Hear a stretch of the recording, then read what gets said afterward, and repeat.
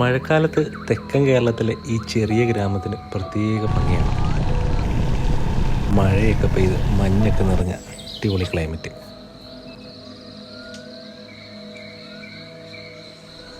പത്തനംതിട്ട ജില്ലയിലെ മലയോര ഗ്രാമമാണ് ലാഹ.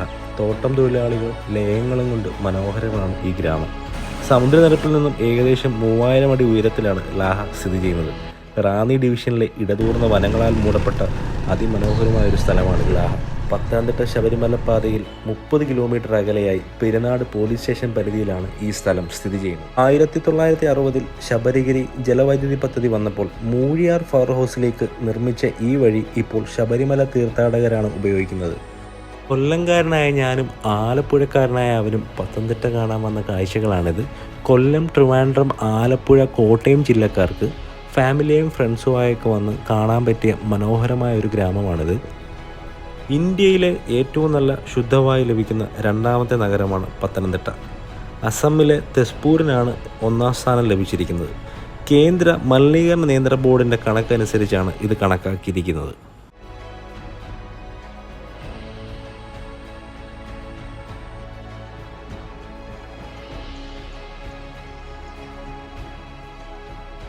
കേരളത്തിലെ ഒരു പ്രധാനപ്പെട്ട സംസ്ഥാന പാതയാണിത്.